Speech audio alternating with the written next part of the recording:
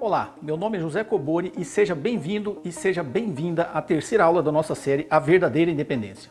Neste terceiro vídeo eu vou te apresentar em detalhes todo o passo a passo do meu método de construção de riqueza que eu venho aperfeiçoando ao longo das últimas décadas e que gerou e continua gerando resultados consistentes para centenas de alunos meus. Mas antes, um aviso rápido. Se você ainda não viu os 2 episódios anteriores desta minha série, eu recomendo que você pare esse vídeo agora e vá lá assistir. Eles são muito importantes para alguém que deseja ser um adulto responsável pelo seu futuro e pelo futuro financeiro da sua família. No primeiro episódio, eu expliquei porque mais de 90% dos investidores que existem hoje no mercado financeiro nunca atingirão a tão sonhada liberdade financeira que tanto prometem por aí, e eu expliquei também os 3 fundamentos que realmente te farão fazer parte dos 10% que serão livres financeiramente em alguns anos.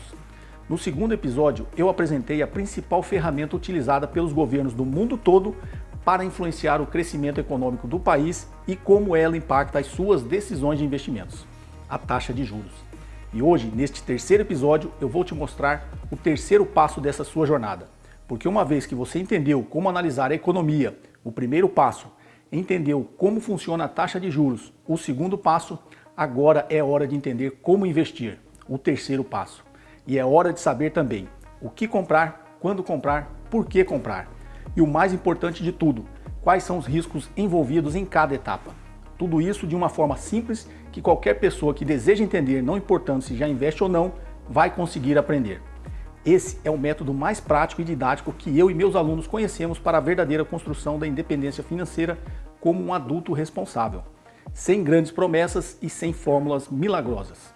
Dentro do meu método, Segredos da Independência, você terá acesso em profundidade aos principais fundamentos, ferramentas e o passo a passo do que fazer com o seu dinheiro sem depender de ninguém, inclusive sem depender de mim. Eu vou preparar você para realmente ser livre, seguro e responsável nos seus investimentos. Mas antes, deixa eu te explicar o que prometi na aula anterior. Vamos falar agora resumidamente o que são ativos financeiros, a diferença de renda fixa para renda variável, e em quais ativos financeiros você deve investir dependendo das medidas tomadas pelo governo em relação à taxa de juros. Vamos lá? O que são ativos financeiros? Um ativo financeiro é tudo aquilo que tem valor e é negociável no mercado financeiro. Existem vários tipos de ativos, mas para simplificar, vamos resumir que o valor de um ativo financeiro vem da representação de uma dívida ou de uma sociedade. Ou seja, um título do Tesouro Nacional é um ativo financeiro e ele representa uma dívida do Estado. Já uma ação é um ativo financeiro que representa uma fração do capital de uma empresa, uma participação na sociedade. Os ativos financeiros geralmente são mais líquidos do que os outros ativos físicos, como commodities ou imóveis. Têm mais liquidez porque são negociados no mercado financeiro. Esses ativos são classificados como ativos que geram uma renda para quem os compra, e o fluxo dessa renda pode ser de forma fixa ou de forma variável. Vamos começar pela renda fixa. Chamamos de renda fixa porque esses ativos têm um fluxo estável de pagamentos, desconsiderando por lógica a inadimplência. É um empréstimo que estamos fazendo e, como empréstimo, nosso devedor vai pagar uns juros pelo nosso dinheiro. E é estável porque, independente da condição de quem emitiu esse papel, ele tem uma obrigação com o fluxo de pagamentos que foi estabelecido na emissão dessa dívida. O papel mais conhecido da chamada renda fixa e que tem a maior liquidez é o título do Tesouro Nacional. E por que o Estado emite esses títulos? Quando o Estado gasta mais do que arrecada, para cobrir esse gasto maior chamado de déficit orçamentário, ele pede dinheiro emprestado ao mercado emitindo títulos da dívida pública, também chamados de títulos públicos federais.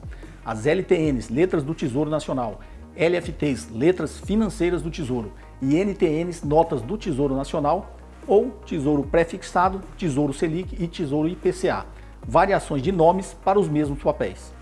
Quando nós, investidores, compramos esses títulos, passamos a ser credores dessa dívida do Estado.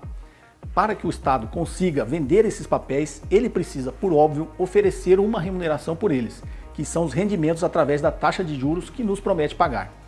A lógica é simples. Quando você gasta mais do que ganha, o que você faz?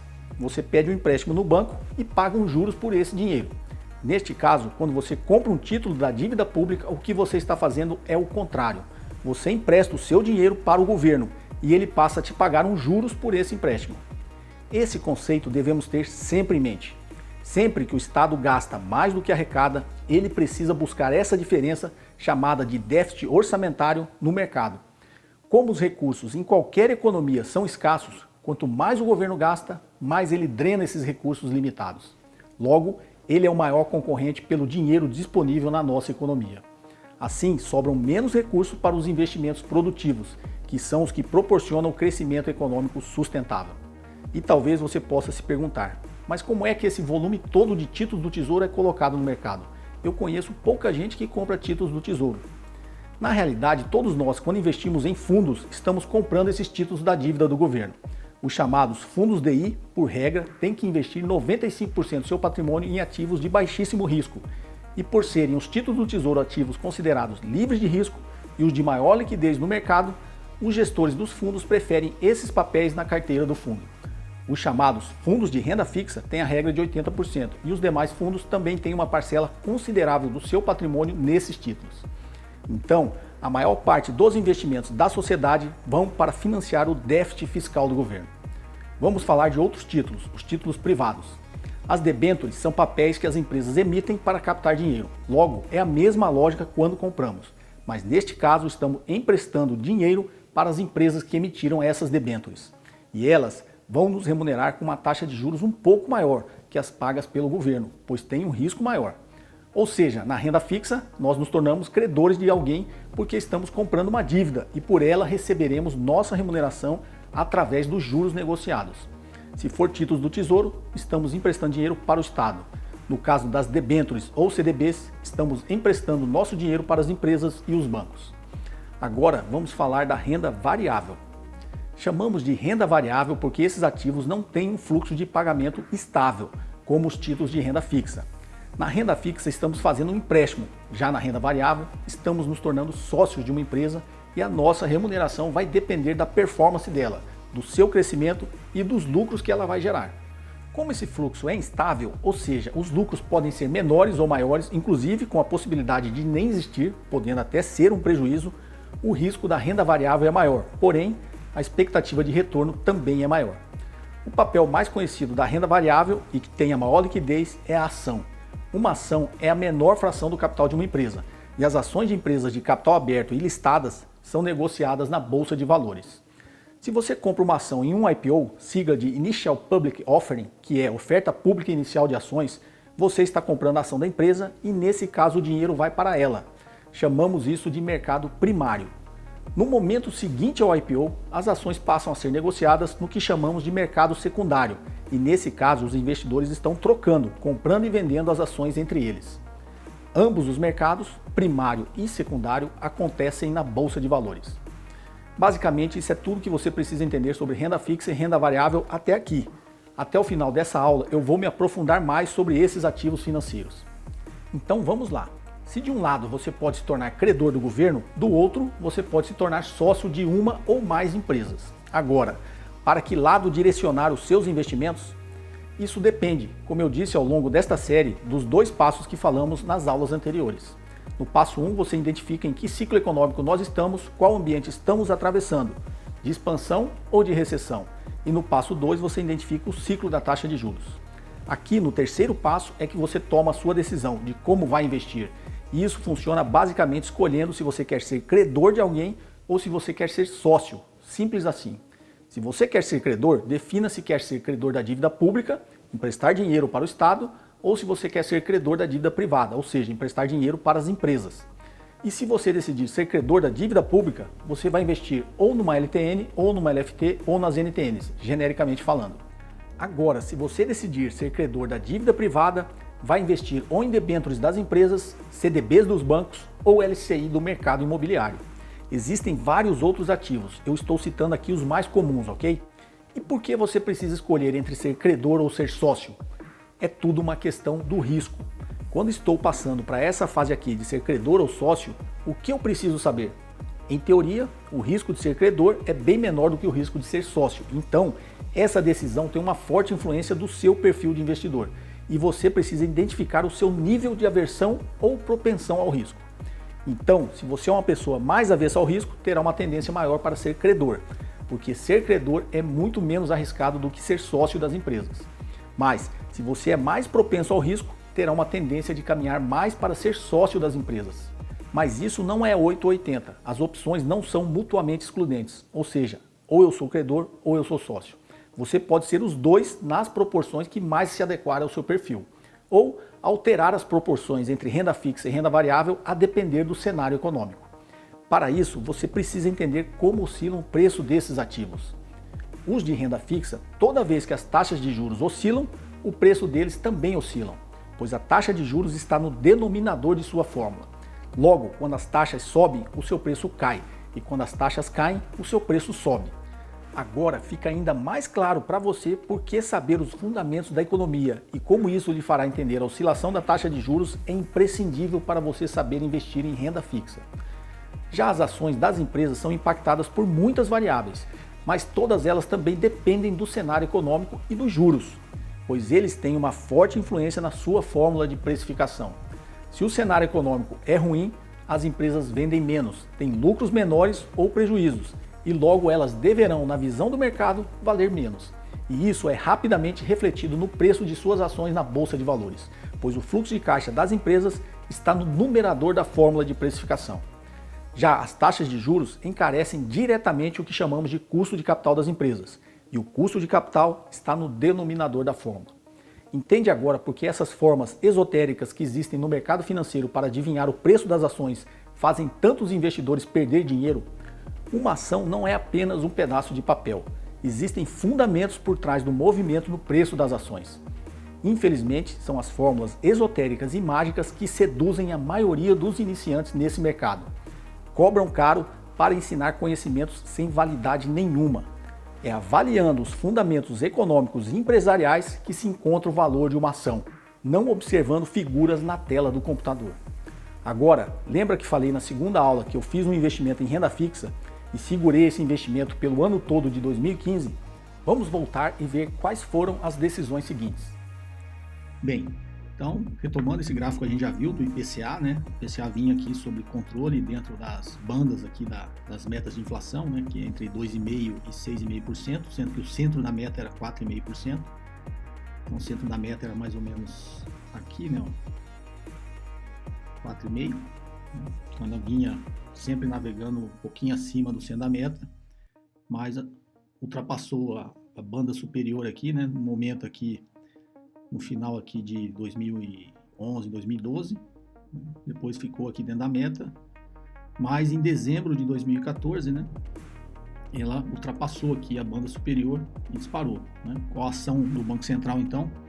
É tentar controlar essa inflação, elevando a taxa básica de juros, a taxa Selic. Como nós aprendemos a lógica, quando se aumenta a taxa de juros, você está retirando dinheiro da economia. Retirando dinheiro da economia, você está diminuindo a pressão sobre os preços. Naturalmente, quando o Banco Central começa a elevar a taxa de juros, né, então aqui em dezembro de 2014 começou a elevar a taxa de juros, levou até aqui, ficou muito tempo 14, né, 0,25%, durante bastante tempo para controlar os juros, para controlar a inflação, né?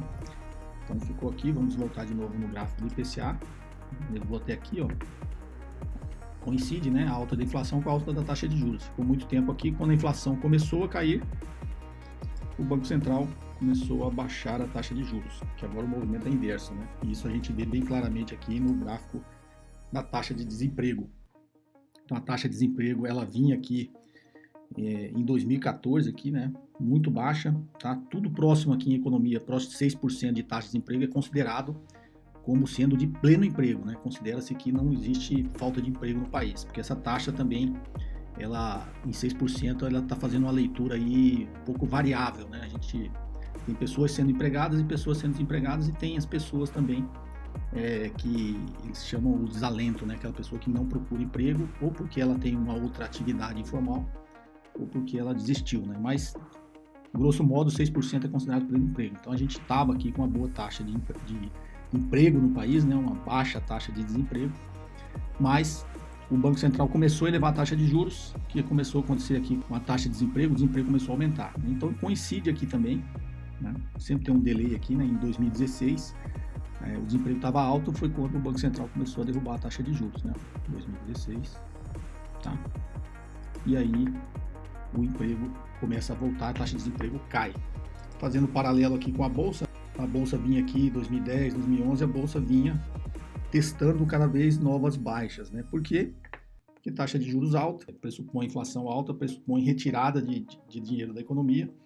Então, por um lado, a atividade econômica desaquece, as empresas começam a ter resultados piores, vendem menos, na economia desaquecida, a empresa tende a vender menos, as empresas. E, sob o ponto de vista do investimento, quando a taxa de juros está alta, o dinheiro tem uma tendência de migrar, né, para ativos aí de renda fixa, né? Então, isso aqui continua caindo. Novamente, ó, na data aqui, ó, de janeiro de 2016, né? Coincidentemente, não é coincidência, né? É a leitura que a gente está aprendendo a fazer. Aqui, ó, janeiro de 2016, quando a inflação começa a cair, o Banco Central, ao mesmo tempo, começa a derrubar a taxa de juros e o dinheiro começa a migrar aqui para a Bolsa.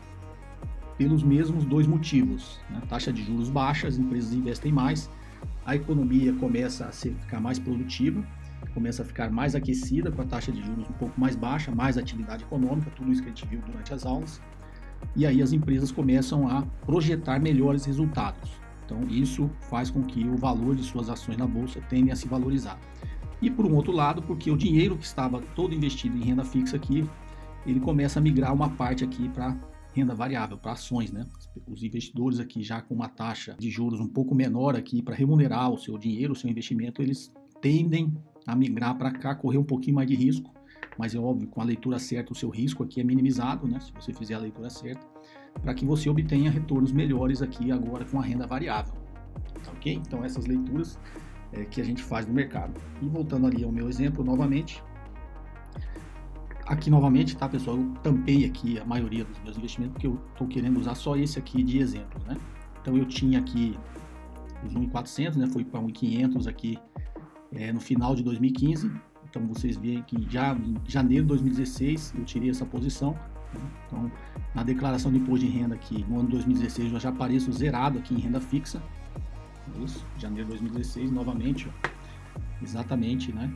Janeiro de 2016 meu dinheiro saiu da renda fixa, porque nessa leitura, né, o emprego começou a voltar, a taxa de emprego cair, significa que a economia está começando a se aquecer de novo, e novamente, ó, janeiro de 2016, né, inflação caindo, a gente faz essa leitura, o que naturalmente, com a leitura correta, é possível se antecipar e imaginar que isso aqui é provável de acontecer. Nada garante que vai acontecer, mas quando você faz a leitura correta, existe uma grande probabilidade disso acontecer e você ser recompensado aqui com a sua posição alocada no ativo correto, né, na classe de ativo correto. Então, exatamente em janeiro de 2016, esse dinheiro saiu da renda fixa, e aqui eu não abri o nome do fundo, tá, pessoal? Porque eu não posso, né? Isso seria uma indicação de investimentos, não só porque que a regra não permite, mas porque eu não acho correto, né? Que se eu mostro, às vezes muitas pessoas vão querer fazer a mesma coisa que eu, só que não fizeram a mesma leitura e isso aqui é passado, né? Não quer dizer que esse fundo aqui seja o melhor fundo agora, tá? Mas naquela época a minha leitura esse era o melhor fundo, que era um fundo de renda fixa, ou em cotas de fundo de renda fixa, né? De crédito privado. Vocês vão aprender nessa aula que crédito privado é dívida empresarial, dívida de empresas. Então eu estava comprando aqui crédito privado, né? Prestando dinheiro para empresas. Então esse era um bom fundo que eu vi e teve um retorno bom, tá? Mas em janeiro de 2016 eu zerei minha posição aqui em renda fixa. Aqui tinha uma outra, né? Era menor, mas tinha uma aplicação também aqui em renda fixa do banco, no CDB, que eu também zerei em 2016. Fiz um aporte aí, eu fui para renda. Eu deixei um pouquinho aqui em outro fundo aí para vocês verem, né? Eu troquei esse fundo aqui por esse. Esse aqui era um fundo de investimento referenciado DI, que é aquele que eu falei para vocês de baixíssimo risco, mas era de crédito privado, ou seja, crédito privado de empresas consideradas de baixo risco, né? Então eu não tinha nada, óbvio, nesse fundo aqui. Em 2016 eu deixei uma pequena parte aqui nesse fundo. E aí eu migrei o dinheiro, praticamente quase toda a renda fixa, para renda variável.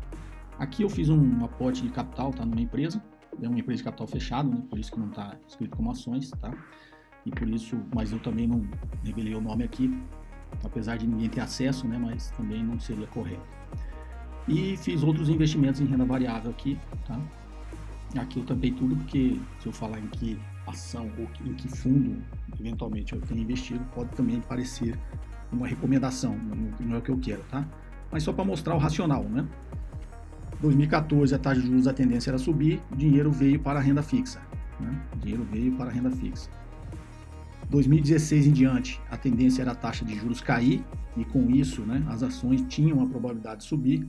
O dinheiro migrou aqui da renda fixa para a renda variável, tá ok? Então, esse é o nosso exemplo, espero que tenha ajudado vocês para essa noção da leitura, do cenário econômico, do ciclo da taxa de juros, e aí sim tomar a decisão em que classe de ativos você vai investir. E nessa terceira aula a gente vai aprender a diferença dessas classes de ativos, e mais à frente, com aprofundamento no curso, a gente aprende como avaliar cada ativo desse, cada classe de ativos desse, qual o risco de cada um e qual a possibilidade de retorno de cada um. Viu como, apesar do assunto investimento parecer ser complexo, ele não precisa ser explicado necessariamente de forma difícil? E como, entendendo os fundamentos, ser realmente livre financeiramente é totalmente possível e nada tem a ver com a quantidade de dinheiro que você tem hoje? Entende agora por que eu sou contra as fórmulas mágicas que existem por aí no mercado, que no fundo só te dão um peixe que muitas vezes já passou da validade? Pois foi justamente para ir na contramão desses gurus e especialistas da semana e pensando em levar esses conhecimentos de forma ainda mais aprofundada para o maior número possível de adultos responsáveis que eu criei o método Segredos da Independência. Um treinamento 100% online em que eu explico o verdadeiro passo a passo da construção da riqueza, da mesma forma como os grandes investidores do mundo fazem. Um treinamento em que você vai aprender a identificar cada ciclo econômico que está por acontecer, cada política envolvida, cada movimento que o mercado faz e tudo, literalmente tudo, o que você precisa saber sobre os principais tipos de investimentos que existem hoje de uma forma didática, simples e bem diferente do que você vê por aí. Arrisco dizer que hoje não existe nenhum treinamento tão completo, didático e sem promessas mirabolantes sobre esse assunto aqui no Brasil.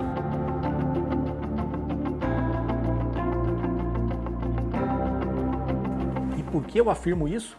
Porque dentro dos Segredos da Independência eu vou literalmente te transferir tudo o que eu e meus alunos sabemos sobre construção de riqueza e que aplicamos em nossos investimentos, mês após mês, ano após ano. E para que você entenda a profundidade desse treinamento e o impacto que ele vai trazer para o seu futuro financeiro, deixa eu te apresentar a sua estrutura.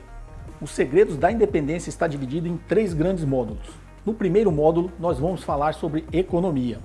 Aqui eu vou te explicar de uma maneira bem didática como avaliamos a atividade econômica e como ela é influenciada pela política de renda, política monetária, política fiscal e política cambial. Vamos nos aprofundar sobre a famosa matriz macroeconômica com o tripé da política econômica e te explicar por que esse tripé é formado por superávit primário, sistemas de metas de inflação e câmbio flutuante.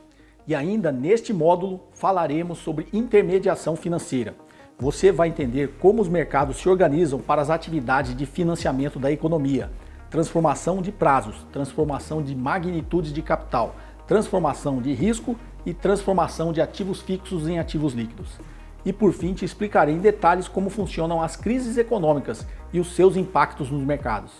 Aqui falaremos sobre economia real, mercado financeiro e de capitais. E por que você precisa entender sobre isso? Porque é a economia que influencia todo o resto da cadeia de tomada de decisão de qualquer investidor responsável. Por isso, ele é o primeiro módulo. Já no módulo 2, taxa de juros, você entenderá em profundidade como são determinadas as taxas de juros, a taxa Selic, o CDI, Certificado de Depósito Interbancário, e a estrutura a termo da taxa de juros, a famosa curva de juros futuros. Dentro deste módulo, vamos entender como essa curva é formada e aprender a interpretá-la. Só até aqui você já sairá dessa experiência com a bagagem de fazer inveja em muitos economistas que gastaram cerca de R$100 mil em formações e pós-graduações e que até hoje não entendem claramente como essas coisas funcionam e como elas impactam as nossas vidas. E por que você precisa entender sobre isso?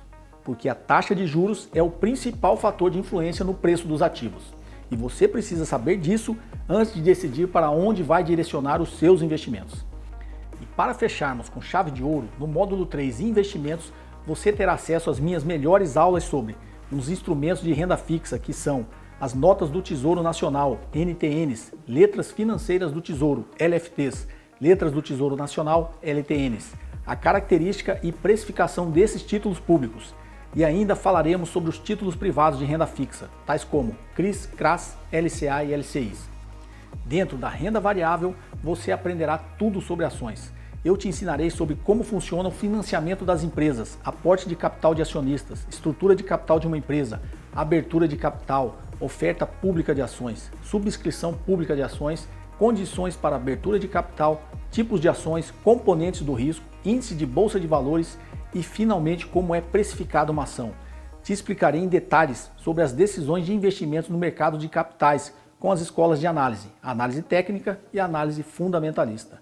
E por que você precisa entender tanto assim sobre ativos financeiros? Porque você só vai entender porque o preço deles oscilam quando você entender os fundamentos por trás de cada um deles e como eles são precificados. Resumidamente, dentro dos segredos da independência, você terá acesso definitivamente a todo o conhecimento que um investidor responsável precisa para tomar decisões inteligentes com seus investimentos. Sem dúvida alguma, este treinamento online tem um valor e uma profundidade de conhecimento sobre o mercado financeiro que eu sempre quis ver em graduações, pós-graduações, MBAs de mais de R$40 mil e que eu nunca vi. E eu decidi reunir todo esse conhecimento em um único treinamento porque, como eu disse nas aulas anteriores, 90% dos investidores que existem hoje no mercado de fato nunca irão atingir a tão sonhada independência financeira. Simplesmente porque eles não entendem como as coisas funcionam. Independente do seu nível de conhecimento atual desse mercado, uma coisa eu te garanto, é só você seguir o método que a possibilidade de você atingir a riqueza que você tanto deseja pode ser atingida antes mesmo do que você imagina.